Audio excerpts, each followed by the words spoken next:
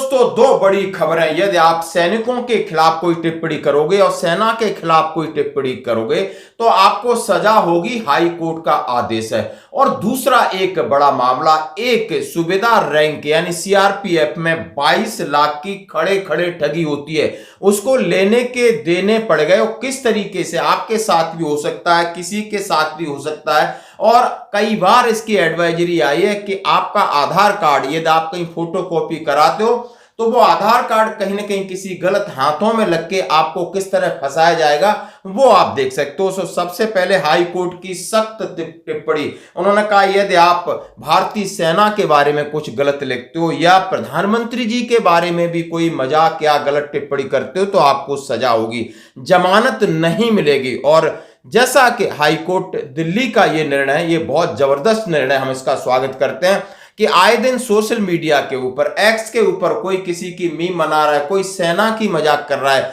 जैसे कि ऑपरेशन सिंदूर के बाद कई लोगों ने सेना पर सवाल उठाए या सेना के अधिकारियों के बारे में गलत टिप्पणी की थी, आपने देखा होगा।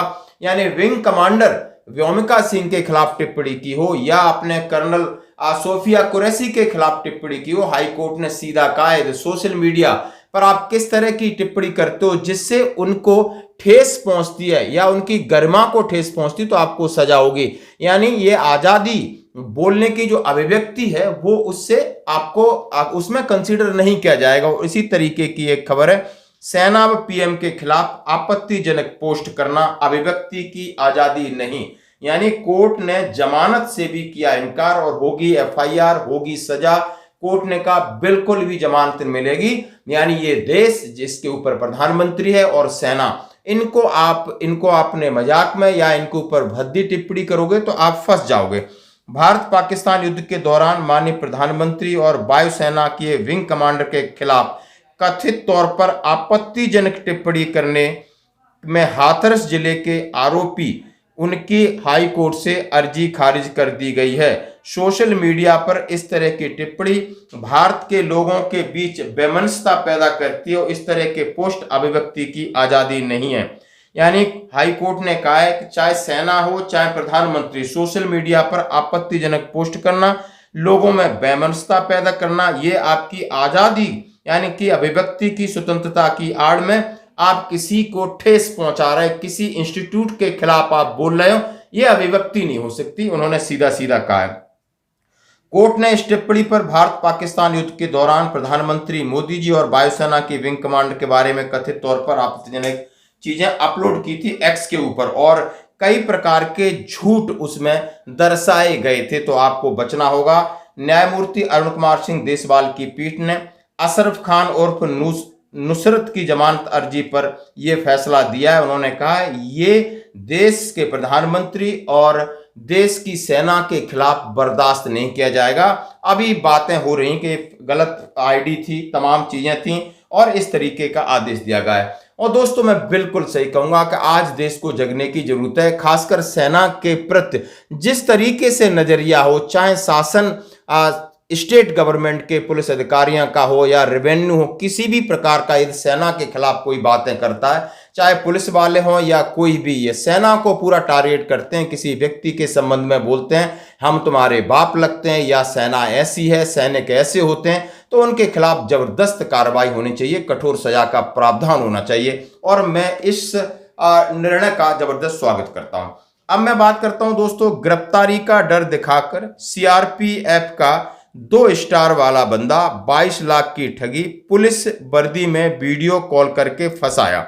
हाँ जी दोस्तों, फंसाने का तरीका क्या हो रहा है, यानी फंसा आपने बहुत देखे होंगे, लेकिन होता क्या है कि आपका आधार कार्ड का नंबर उन्हें मिल जाता है और आधार कार्ड से आपकी बहुत सारी डिटेल वो निकाल लेते हो। आधार कार्ड हम फोटो कॉपी कराते हैं, कहीं ना कहीं गलत हाथों में चला जाता है। फिर ऐसे लोग जाकर के पुलिस अधिकारी बनकर के, सीबीआई बनकर के आपको कहीं ना कहीं शिकंजे में फंसाते हैं, क्योंकि आधार कार्ड के हिसाब से दूसरी सिम ली जा सकती है और उस सिम का दुरुपयोग हो सकता है। ऐसा हो रहा है, जैसा कि आप देख सकते हो, बहुत सारे बांग्लादेशी, बहुत सारे रोहिंग्या इस देश के अंदर आधार कार्ड बना के आराम से घूम रहे हैं। तो ऐसा ही हुआ है। अब सीआरपीएफ का बंदा यानी नौकरी करने वाला बंदे को समझ में नहीं आया कि आखिर हम क्या करेंगे।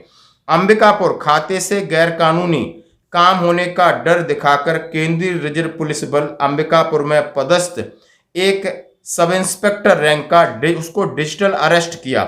22 लाख रुपए की ऑनलाइन ठगी का मामला सामने आया है। यानी सबसे पहले उनके पास, और उन्होंने पत्नी के जेवर रखे, बेटे की एफडी तुड़वाई और तब इससे पीछा छुड़ाया। आप देख सकते हो किस तरीके का एक्टिंग करते हैं, जबरदस्त एक्टिंग करते हैं, और पूरा एक्टिंग रूम होता है। आप थाने से बात कर रहे हैं, वीडियो कॉल करते व्हाट्सएप पे, और पीछे पूरा थाना होगा, कोर्ट होगा, एडवोकेट, वकील, इंग्लिश बोलने वाले, हिंदी बोलने वाले, और बिल्कुल ही ये इतने बड़े एक्टर हैं कि आपको उसमें फंसा लेते हैं। 4-4, 5-5 दिन फंसा के रखते हैं। एक हाई कोर्ट के वकील को दिल्ली में फंसा के रखा, करोड़ों रुपए उससे ठग लिए। 70 साल की एक एडवोकेट महिला, और उसे करोड़ों रुपए ठग लिए। इस तरीके का आपका ब्रेन वॉश कर देते, इतना डर दिखा देते हैं दोस्तों। और इसी में उन्होंने कहा है सीआरपीएफ एसआई पदस्थ है, उसका नाम है आर महेंद्रन रामास्वामी। 5 जून को 9:23 पर अंबिकापुर में किसी का कॉल आता है। बोलते हैं हम telecom department government of India Delhi से रविशंकर बोल रहा हूं, आपके आधार से सिम कार्ड लिया है और उस सिम से गैरकानूनी काम हो रहे हैं। सिम को 2 घंटे में बंद करा दीजिए जाएगा। इसकी रिपोर्ट दिल्ली पुलिस को की जा रही है। कुछ देर बाद दिल्ली पुलिस आपसे खुद फोन पर संपर्क करेगी, और इसके बाद मोबाइल पर वीडियो कॉल आता है और वो दिल्ली पुलिस की यूनिफॉर्म में लोग बात करते हैं। उन्होंने अपना आईडी कार्ड दिखाया और सारी चीज दिखाई कि मैं दिल्ली पुलिस का अधिकारी हूं, और bank of Baroda Nehru palace Delhi में 23 जनवरी 2025 को खाता खोला गया है। इसमें गैर कानूनी तरीके से रुपए लेन देन हुए हैं। यानी सारी आपकी डिटेल वो पहले ही निकाल के रखते हैं और उसको झांसे में लेते हैं, और वो डरने लगता है। 2 करोड़ की लेन देन हुआ है विदेश में, मतलब ठगी तमाम तरीके का देते हैं। इस डिजिटल अरेस्ट में पकड़े गए 10%, मतलब उन्होंने कहा इतना बड़ा फ्रॉड हुआ कि बंदे को 72 घंटे तक वो बंदा खाना पीना खाए बगैर और डिजिटल अरेस्ट रहा। और उसने फिर धीरे धीरे 4-5 दिन एक केस चला, गिरफ्तारी का डर दिखाया। 8 जून की बात है। फिर उसने अलग अलग पैसे भेजे, पत्नी के जेवर से लोन लिया, बेटे की एफडी तुड़ाई, और इस तरीके से सिलसिला चलता रहा। बाद में जब उन्होंने साइबर थाने में संपर्क किया तो पता चला कि आपसे साइबर फ्रॉड हुआ है। और इस तरीके का फ्रॉड किसी के साथ भी हो सकता है। आजकल हम समझ सकते हैं, हम बहुत सारी चीजें इधर उधर शेयर करते हैं, कोई भी आपको बना सकता है। वो पहले तो वो सबसे पहले आपके बारे में वो पूरी तरह रैकी करता है, और रैकी करने के बाद ही आपको शिकंजे में लेता है। तो बचना होगा ऐसे लोगों से। धन्यवाद।